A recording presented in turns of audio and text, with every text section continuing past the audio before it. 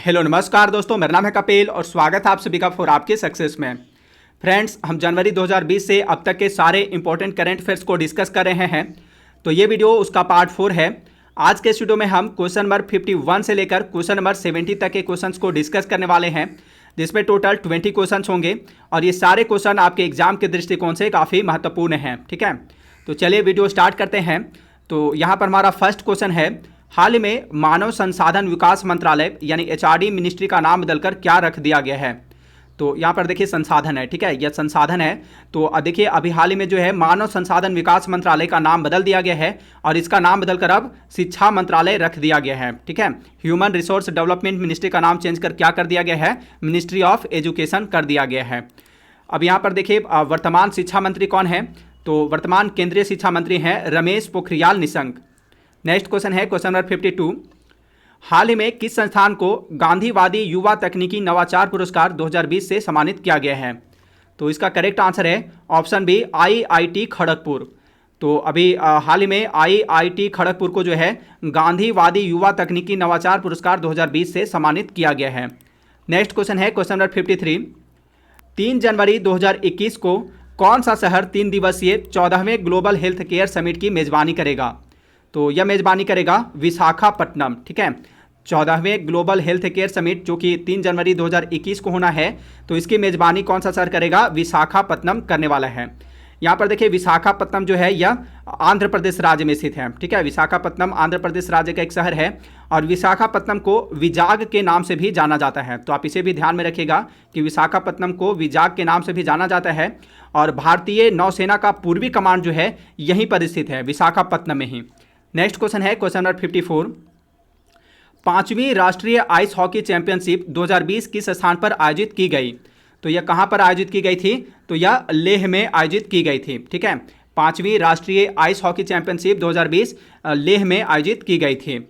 यहाँ पर देखिए इसका जो आयोजन है यह लेह में आयोजित की गई थी, लेह में। और इस बार 21 जून 2020 को अंतर्राष्ट्रीय योग दिवस का मुख्य कार्यक्रम भी जो है लेह में ही आयोजित किया गया था। लेह जो है यह भारत के केंद्र शासित प्रदेश लद्दाख की राजधानी है और यहाँ पर जो है 5वीं राष्ट्रीय आइस हॉकी चैंपियनशिप 2020 का आयोजन और साथ ही 21 जून 2020 को जो है अंतर्राष्ट्रीय योग दिवस का आयोजन लेह में ही किया गया था। नेक्स्ट क्वेश्चन है क्वेश्चन नंबर 55, पुस्तक स्वच्छ भारत क्रांति की प्रस्तावना किसने लिखी है। तो इसकी प्रस्तावना किसने लिखी है, तो इसकी प्रस्तावना लिखी है प्रधानमंत्री नरेंद्र मोदी ने। ठीक है, तो इसका राइट आंसर जो है वह हो जाएगा ऑप्शन सी, नरेंद्र मोदी ने। पुस्तक स्वच्छ भारत क्रांति की प्रस्तावना किसने लिखी है, प्रधानमंत्री नरेंद्र मोदी ने लिखी है। देखिए 4 अगस्त 2020 को जो है पुस्तक स्वच्छ भारत क्रांति का आधिकारिक रूप से केंद्रीय जल शक्ति मंत्री गजेंद्र सिंह शेखावत और केंद्रीय कपड़ा एवं महिला तथा बाल विकास मंत्री स्मृति ईरानी ने नई दिल्ली में विमोचन किया है। और इस पुस्तक जो है स्वच्छ भारत क्रांति पेयजल एवं स्वच्छता मंत्रालय के सचिव परमेश्वरन अय्यर द्वारा संपादित पुस्तक स्वच्छ भारत रिवॉल्यूशन का हिंदी अनुवाद है। ठीक है, स्वच्छ भारत क्रांति पुस्तक जो है यह स्वच्छ भारत रिवॉल्यूशन पुस्तक का हिंदी अनुवाद है, जिसे इसका संपादन जो है परमेश्वर अय्यर ने किया है। अब यहाँ पर देखिए इस पुस्तक की प्रस्तावना किसने लिखी है, तो इस पुस्तक की प्रस्तावना स्वच्छ भारत क्रांति पुस्तक की प्रस्तावना प्रधानमंत्री नरेंद्र मोदी ने लिखी है। यहाँ पर इस पुस्तक में अरुण जेटली, अमिताभ कांत, रतन टाटा, सदगुरु, अमिताभ बच्चन, अक्षय कुमार, तवलीन सिंह, बिल गेट्स एवं अन्य लोगों द्वारा लिखे गए निबंधों का एक इसमें संकलन है। नेक्स्ट क्वेश्चन है क्वेश्चन नंबर 56, किस मंत्रालय ने new emerging and strategic technology प्रभाग की स्थापना की घोषणा की है। तो यह घोषणा की है विदेश मंत्रालय ने। ठीक है, मिनिस्ट्री ऑफ एक्सटर्नल अफेयर्स जो है इसने घोषणा की है, new emerging and strategic technology प्रभाग की स्थापना की घोषणा की है। किसने, विदेश मंत्रालय ने।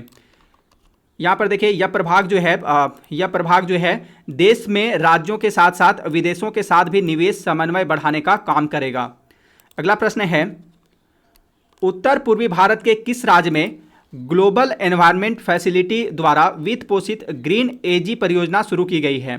तो ग्रीन एजी परियोजना जो है, जो कि ग्लोबल एनवायरनमेंट फैसिलिटी द्वारा वित्त पोषित है, तो इस परियोजना किसने शुरू की है, किस राज्य ने, तो यह शुरू की है मिजोरम ने। ठीक है, तो इसका राइट आंसर हो जाएगा ऑप्शन बी, मिजोरम। ठीक है, देखिए यहाँ पर जो है मिजोरम ने हाल ही में ग्लोबल एनवायरनमेंट फैसिलिटी द्वारा वित्त पोषित ग्रीन एजी परियोजना शुरू की है। तो ग्रीन एजी परियोजना मिजोरम ने शुरू की है और यह परियोजना के लिए नामित होने वाला एकमात्र उत्तर पूर्वी राज्य है।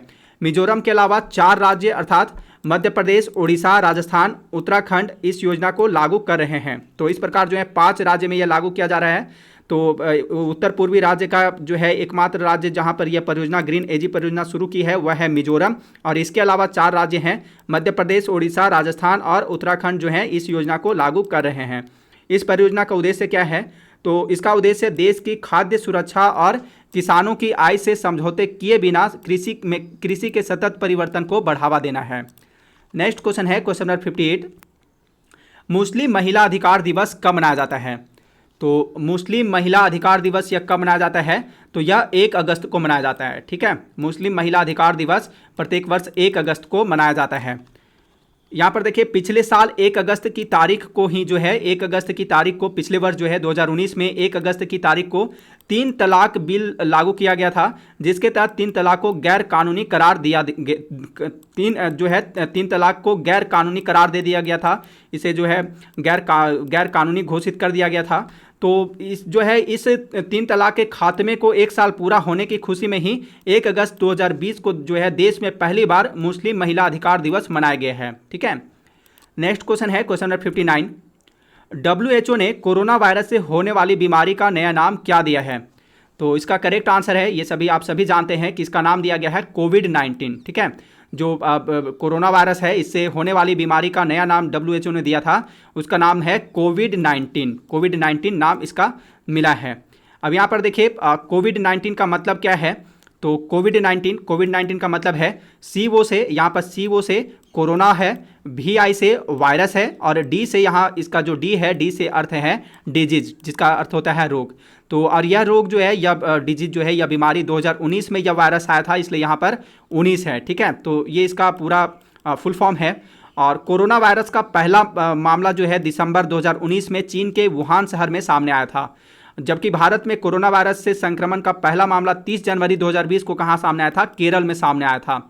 और कोरोना वायरस से मुक्त रूप से प्रभावित होने वाला मानवीय अंग कौन सा है? तो वह है फेफड़ा। ठीक है, कोरोना वायरस से जो है कोविड-19 बीमारी से मानव शरीर का सबसे मानवीय अंग जो है सर्वाधिक जो प्रभावित होता है वह होता है प्रभावित लंग्स। फेफड़ा सर्वाधिक प्रभावित होता है इससे, कोरोना वायरस से। नेक्स्ट क्वेश्चन है क्वेश्चन नंबर 60। 7 अगस्त 2020 को किस राज्य के कोझिकोड में एयर इंडिया के विमान हादसे में 2 पायलट सहित लगभग 18 लोगों की मृत्यु हो गई है?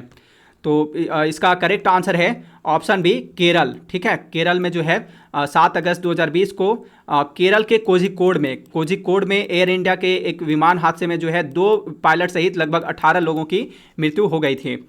यहाँ पर देखिए 7 अगस्त 2020 को दुबई से 190 लोगों के साथ आ रहा एयर इंडिया एक्सप्रेस का एक विमान केरल के कोझिकोड में भारी बारिश के बीच लैंडिंग के दौरान हवाई पट्टी पर फिसलने के बाद खाई में जा गिरा था, और इस खाई में गिरने के बाद जो है विमान 3 हिस्सों में टूट गया था और उसमें सवार 2 पायलट सहित 18 लोगों की मृत्यु हो गई थी। ठीक है, तो यह घटना कहाँ पर हुई थी? तो यह केरल के कोझिकोड में हुई थी। और देखिए यहाँ पर एयर इंडिया, बात हुई है एयर इंडिया, तो एयर इंडिया के वर्तमान अध्यक्ष कौन है?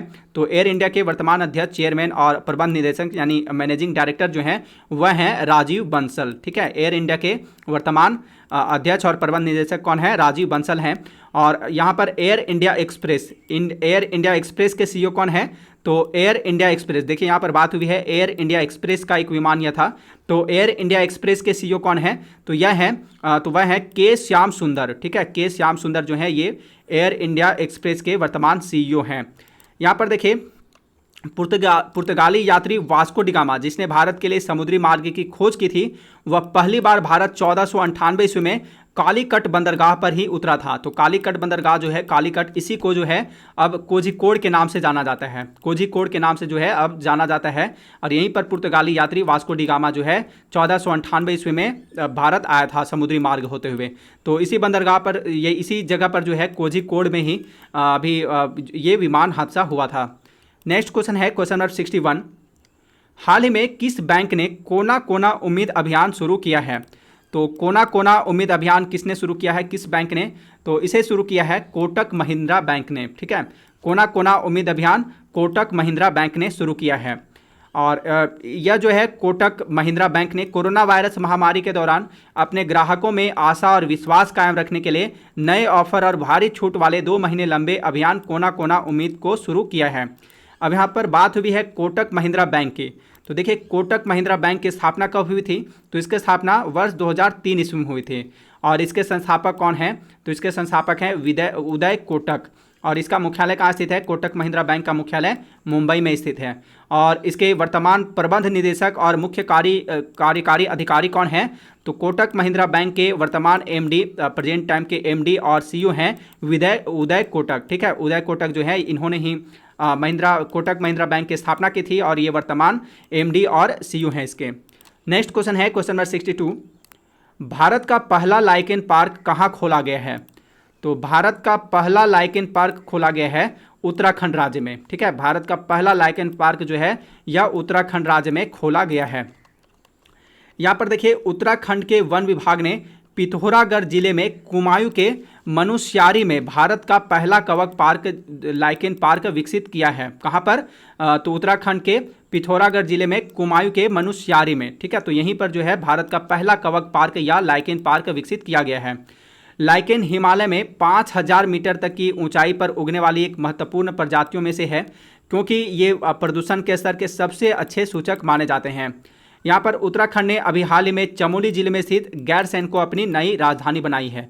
तो आप इसे भी याद रखिएगा कि अभी जो है उत्तराखंड ने चमोली जिले में स्थित गैरसैंण को अपनी नई राजधानी बनाई है, ग्रीष्मकालीन राजधानी बनाई है। ठीक है, और यह अस्थायी राजधानी होगी।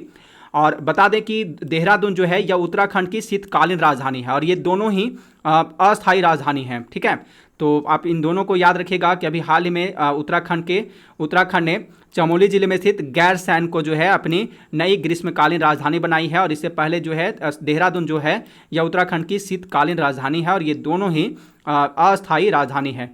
उत्तराखंड के वर्तमान मुख्यमंत्री कौन हैं? तो यहाँ के वर्तमान मुख्यमंत्री हैं त्रिवेंद्र सिंह रावत। नेक्स्ट क्वेश्चन है क्वेश्चन नंबर 63। दुनिया का सबसे ऊंचा रेल पुल किस नदी पर बनाया जा रहा है? तो इसका करेक्ट आंसर है ऑप्शन बी, चिनाब नदी पर। देखिए, अभी दुनिया का सबसे ऊंचा रेल पुल जो है भारत में बनाया जा रहा है जम्मू कश्मीर में। और कहाँ पर, कौन सी नदी पर? चेनाब नदी पर यह बनाया जा रहा है। देखिए, इस पुल की ऊंचाई कितनी होगी? तो इस पुल की ऊंचाई 467 मीटर होगी और यह नदी तल से 359 मीटर ऊंचाई पर होगा। तल से जो है कुल ऊंचाई, तल से नदी तल से जो है कुल ऊंचाई इसका 467 मीटर होगा ज़मीन से लेकर ऊपर तक। और तल से अगर बात करें नदी तल से तो यह 359 मीटर ऊंचाई होगा इसका। और दिल्ली में स्थित कुतुब मीनार की ऊंचाई कितनी है? तो इसकी ऊंचाई 72.5 मीटर है। और पेरिस में स्थित एफिल टावर की ऊंचाई कितनी है? 324 मीटर है। तो इससे भी यह पुल जो है इससे भी ऊंचा पुल यह बनाया जा रहा है, जो कि कहाँ पर बनाया जा रहा है? जम्मू कश्मीर के चेनाब नदी पर यह दुनिया का सबसे ऊंचा रेल पुल बनाया जा रहा है। चेनाब नदी का प्राचीन नाम क्वेश्चन पूछा जाता है, तो चेनाब नदी का प्राचीन नाम क्या है? यह एग्जाम में क्वेश्चन आता है। तो इसका प्राचीन नाम है ऑस्किनी। ठीक है, चेनाब नदी का प्राचीन नाम क्या है? ऑस्किनी इसका प्राचीन नाम है। नेक्स्ट क्वेश्चन है क्वेश्चन नंबर 64। हामिद बाकायोको को किस देश का नया प्रधानमंत्री नियुक्त किया गया है? तो इसका करेक्ट आंसर है option C, Ivory Coast. Hamid Bakayoko, देखिए ये हैं हामिद बाकायोको और इन्हीं जो है अभी हाल में आइवरी कोस्ट का नया प्रधानमंत्री नियुक्त किया गया है। यहाँ पर देखिए, आइवरी कोस्ट के रक्षा मंत्री हामिद बाकायोको को देश के नए प्रधानमंत्री के रूप में नियुक्त किया गया है। यानी ये जो थे पहले रक्षा मंत्री थे और अब इन्हें जो है हामिद बाकायोको को आइवरी कोस्ट का नया प्रधानमंत्री के रूप में नियुक्त कर लिया गया है। यहाँ पर देखिए, पूर्व प्रधानमंत्री एमादू गोन कुलीबली का अचानक निधन हो गया था, जिसके बाद से हामिद बाकायोको देश के अंतरिम प्रधानमंत्री के रूप में सेवा कर रहे थे। तो अब इन्हें जो है फाइनली इन्हें नए प्रधानमंत्री के रूप में नियुक्त कर दिया गया है, हामिद बाकायोको को आइवरी कोस्ट का प्रधानमंत्री। आइवरी कोस्ट की राजधानी कहाँ स्थित है? तो इसकी राजधानी स्थित है यामोसुक्रो में। ठीक है, आइवरी कोस्ट की राजधानी कहाँ स्थित है? यामोसुक्रो में स्थित है। नेक्स्ट क्वेश्चन है क्वेश्चन नंबर 65। श्रीलंका में हाल ही में किसने चौथी बार देश के प्रधानमंत्री के रूप में शपथ ली है? तो किसने चौथी बार देश के प्रधानमंत्री के रूप में शपथ ली है? तो वह शपथ लिए हैं महिंद्रा राजपक्षे ने। ठीक है, ये हैं, देखिए ये हैं महिंद्रा राजपक्षे और अभी इन्होंने ही जो है श्रीलंका में चौथी बार देश के नए प्रधानमंत्री के रूप में शपथ ली है। देखिए श्रीलंका पीपुल्स पार्टी के 74 वर्षीय नेता महिंद्रा राजपक्षे ने चौथी बार देश के प्रधानमंत्री के रूप में शपथ ली है। चौथी बार प्रधानमंत्री बने हैं श्रीलंका के। कौन? महिंद्रा राजपक्षे के छोटा भाई हैं और वर्तमान राष्ट्रपति हैं गोटाबया राजपक्षे। ठीक है, महिंद्रा राजपक्षे के जो हैं ये छोटे भाई हैं, अपने छोटे भाई हैं जिनका नाम है गोटाबया राजपक्षे। तो ये जो है श्रीलंका के वर्तमान राष्ट्रपति हैं और इन्होंने ही उन्हें प्रधानमंत्री की शपथ दिलाई है। नेक्स्ट क्वेश्चन है क्वेश्चन नंबर 66। हाल ही में किस राज्य में थेनजोल गोल्फ रिसोर्ट का उद्घाटन किया गया है? तो इसका करेक्ट आंसर है ऑप्शन बी, मिजोरम। ठीक है, अभी हाल ही में जो है मिजोरम, उत्तर पूर्वी राज्य मिजोरम में थेनजोल गोल्फ रिसोर्ट का उद्घाटन किया गया है। यहाँ पर देखिए 4 अगस्त 2020 को केंद्रीय संस्कृति और पर्यटन राज्य मंत्री स्वतंत्र प्रभार के हैं प्रहलाद सिंह पटेल, इन्होंने थेनजोल गोल्फ रिसोर्ट परियोजना का उद्घाटन किया है, जो कि कहाँ स्थित है? तो यह स्थित है मिजोरम में। यह परियोजना पर्यटन मंत्रालय की स्वदेश दर्शन योजना के तहत कार्यान्वित है और थेनजोल गोल्फ रिसोर्ट को कनाडा की सबसे बड़ी golf course architecture company Graham cook and associates द्वारा डिजाइन किया गया है। ठीक है, और वर्तमान केंद्रीय पर्यटन एवं शिक्षा राज्य मंत्री कौन है? तो वह है प्रहलाद सिंह पटेल। नेक्स्ट क्वेश्चन है क्वेश्चन नंबर 67। भारत की पहली महिला हृदय रोग विशेषज्ञ कार्डियोलॉजिस्ट कौन थी जिनका हाल ही में निधन हो गया है? तो वह थी डॉक्टर एस पद्मावती। ठीक है, भारत की पहली महिला हृदय रोग विशेषज्ञ थी डॉक्टर एस पद्मावती, जिनका भी हाल में निधन हो गया है। देखिए प्रसिद्ध हृदय रोग विशेषज्ञ डॉक्टर एस पद्मावती का कोविड-19 के कारण 103 वर्ष की आयु में उनका निधन हो गया है। तो वह भारत की पहली महिला कार्डियोलॉजिस्ट थी। ठीक है, डॉक्टर एस पद्मावती जो थी ये भारत की पहली महिला कार्डियोलॉजिस्ट थी। तो आप इसे जरूर ध्यान में रखिएगा, याद रखिएगा। इन्हें जो है 1981 में उन्होंने नेशनल हार्ट इंस्टीट्यूट की स्थापना की थी।